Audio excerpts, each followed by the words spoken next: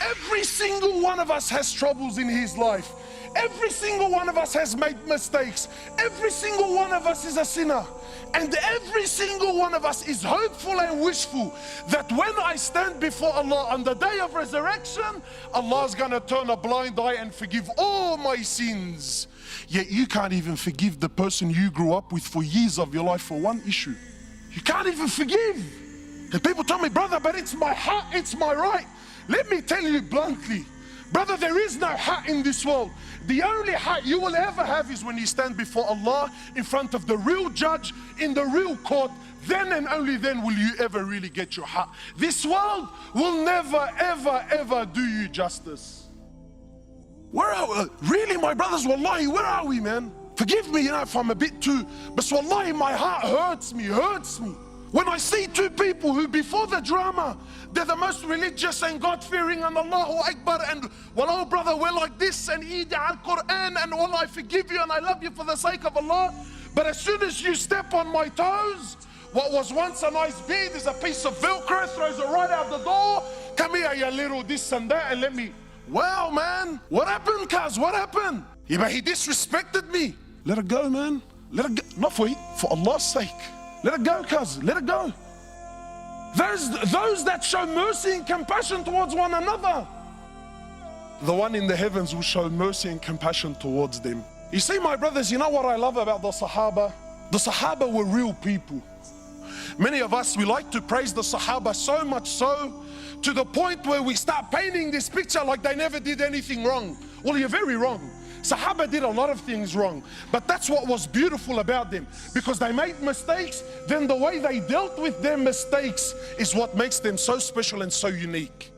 One particular incident, after one of the battles, there was booty of war, gold, silver, swords, shields, stuff like this. So the Sahaba gathered, there's a lot of it, it's money. So they started sharing their opinions as to how they should distribute this wealth. And please don't listen to the story for the sheer entertainment of it. Live the story, brother. Try to imagine. I'm not sharing with you Walt Disney fairy tales. These are real stories of your fathers. Why? Not to entertain you, but to learn. Because you know what, my brothers, the truth is, when really push comes to shove, we don't follow the sunnah of Rasulullah sallallahu alayhi wasallam. Deep down, we're gangsters. That's what we are, man. And being a gangster doesn't necessarily mean you got tattoos and you used to sell drugs on the streets. Wallahi, I know Abu Ali's and Abu Ahmed's that are more gangsters than any youngster on the street today can ever be. Gangster with your character and your attitude. We don't follow Rasulullah. We follow people like Tony Montana in Scarface, yeah, and Tupac in Mabarif Shoo, and that's it, brother. That's the way it is, cuz. That's how it is on the streets, brother. What deen is this, man? So the Sahaba, each man gave his opinion. Then Abu Dharr gave his opinion on the matter. For those of you who don't know Abu Dharr is Arab. Yani he makes an Arab feel like he's a non-Arab. You can't be any more Arab than what Abu Dharr was. So Abu Dharr also gave his opinion. Today, mosques, I was in Canada, mosques are waiting in courts to deal with their issues. Why? Because, brother, I gave my opinion and this guy disrespected me when we were in the meeting, so now it's me versus him. And mosques are going to war with each other. Why? Who's hit it? Brother, I gave my opinion. What, and he went against me? Doesn't he know who I am? I've been here for 10 years, brother. This guy's only been on the board for 5 years. These are the people that are leading our masajid, mashallah. So Abu Dharr gave his opinion. Then the next person was Bilal radiallahu ta'ala anhu. Bilal is the muaddin of Rasulullah sallallahu alayhi wasallam. Bilal not only used to be a slave, but an Abyssinian slave, meaning he was black. So as far as society is concerned, talk about being rock bottom. But you see, Islam came to break this. So when Bilal gave his opinion, he says, Abu Dharr, I disagree with you. Allahu A'lam, I think this is what we should do with the wealth.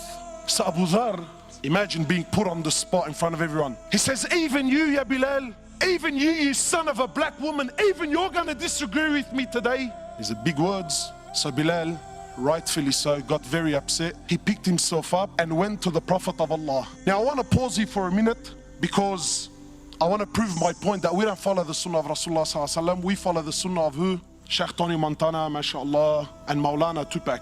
When we hear the story of the Sahaba, we exclude our life and our society. Well, because it's different times. My brothers, I want to ask you sincerely, and I want you to answer sincerely. This act that Bilal did by picking himself up and going to the Prophet of Allah to complain, what is this act called in this day and age that we live in today? He's a snitch. True or not? Brother, we have a drama. You pick yourself up to go complain. What are you, a woman, bro? That's street language. You see, but Bilal wasn't corrupted by your Tupac and your Tony Montana. Bilal was affected by your Prophet, who you claim that you follow. You see, Bilal had something in his heart, so he went to someone that can help him with this situation. You and I, nah. That makes me less of a man. Nah, Habib. I'm gonna hold it in my heart.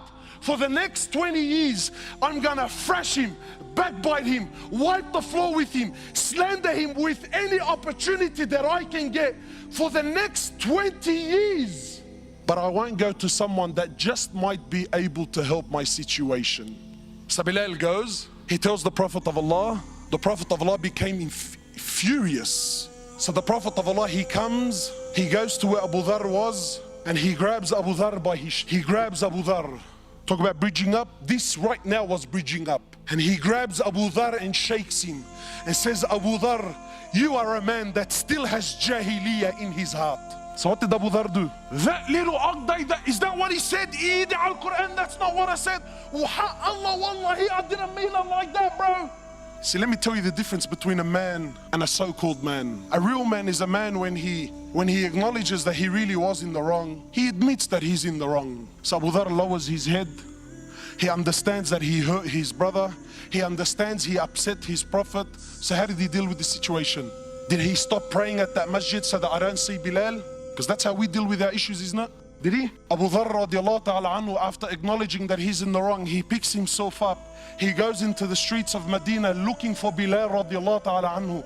Then when he sees and he finds Bilal, he goes to Bilal publicly. Leave this with me, publicly, in front of everyone.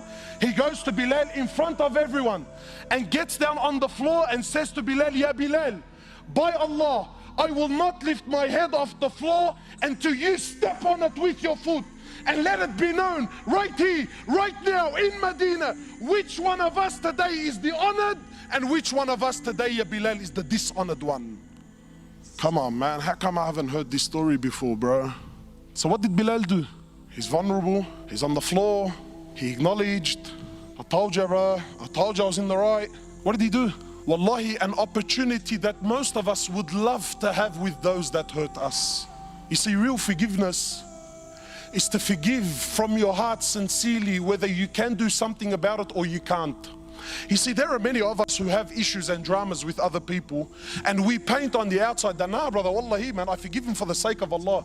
You little kazzab, you little spinner. The only reason that you claim that you forgive him is not because you really forgive him. The truth is you can't do anything to this guy anyway. So really, by default, by the fact that I physically can't do anything, I disguise my weakness with what? Nah, wallahi, bro, I forgive him for the sake of Allah. But deep down in your heart, if you got the news that a bus hit him, your heart will start to do the dabki, bro. So some brothers tell me, you know, cuz, listen, wallahi, bro, wallah, you know, I forgive him. Wallahi, I forgive him. But I don't forget, cuz. Wow, mashallah, really? You forgive, but you don't forget? Well, I got news for you, bro. If you forgive but don't forget, you didn't forgive to begin with. You see, this topic is not as juicy as what you first thought, eh? Why? Because it's hard on the nafs. Because this is real deen. This is real deen. So what did Bilal do? Bilal gets down on his hands and knees. He kisses Abu Dharr on the forehead. He says, Abu Dharr, are you serious? I forgive you for the sake of Allah. Done, finished, dusted, never to be spoken about again. Not drag it on for 10, 15 years. Not forget the fact that hours before this, they were both on the same battlefield fighting for the same Lord. See, we don't have this in our societies anymore, man. Why? Because today weakness is seen as what? Forgiveness is seen as what? But that's weakness, brother. La Habib, that's a real man. If you don't forgive, then woe to you the day you stand before Allah subhanahu wa ta'ala.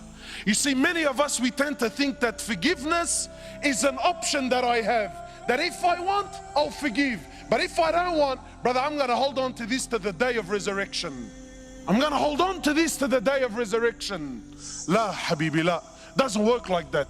Because a part of being a believer, a part of being a Muslim, a part of being the follower of Rasulullah sallallahu alayhi wasallam is to have a heart that forgives. Not only does it forgive, but it loves to forgive, regardless of the crime. So because I'm sure your mind is already going through a process.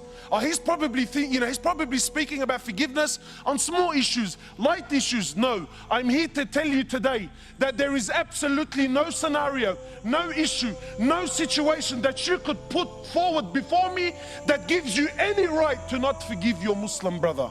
Nothing. And this is deen. This is real deen. This is the deen of the heart. This is the deen of breaking the nafs. The deen that no one likes to play with. The deen that no one likes to play with. Our beloved Prophet Muhammad sallallahu alayhi wasallam. And let me make things clear. By no means am I saying you need to forgive because the person that you're forgiving is worthy of your forgiveness. That's irrelevant here today. I'm here to tell you that you have to forgive because you forgiving one another has nothing to do with the individual, though there is benefit, but has everything to do with you and Allah subhanahu wa ta'ala. The Prophet of Allah says sallallahu alayhi wasallam, forgive one another, have rahmah amongst one another. Why? Why? Because they're Muslims? Why? Because they're deserving of it? He says, have mercy, show compassion towards one another. Why, O Prophet of Allah? He says, so the one in the heavens may show mercy and compassion towards us, towards you. Forgive. Let it go, my brother.